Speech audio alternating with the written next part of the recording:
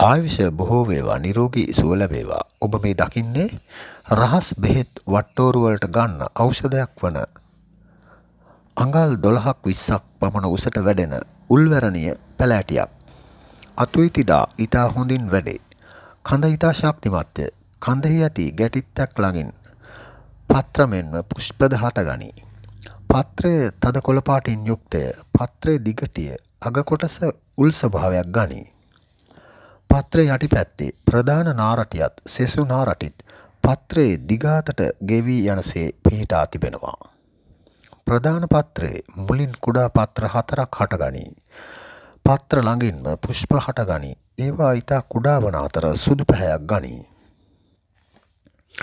මේ පත්‍ර කලවම් මැල්ලුම් සඳහා යොදා ගැනීමෙන් මැල්ලුම රසගුණ වැඩි වෙන බවක් පොතපතෙහි සඳහන් වේ.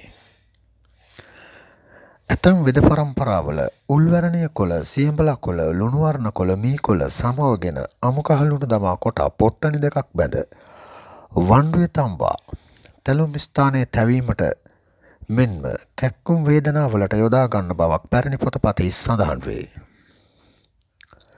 දුරාතීතයේදී උල්වැරණිය කොළ අමුකා සමග කොටාගත යුස ඇස් තුල ඇනෙන කටු රොඩු සියුම් දෑ ඉවත් කිරීම සඳහා ඇස්වලට දැමීම සඳහා යොදාගත් බවද පැරණි පොතපතෙහි සඳහන් වේ. ඔබට කතා කළ මම පාරම්පරික එළ වෛද්‍ය එන්.කේ. අබේවර්ධන. වීඩියෝව හොඳ යයි සිතේ නම් සබ්ස්ක්‍රයිබ් කරන්න, තව කෙනෙකුට නැරඹීම සඳහා ෂෙයා කරන්න.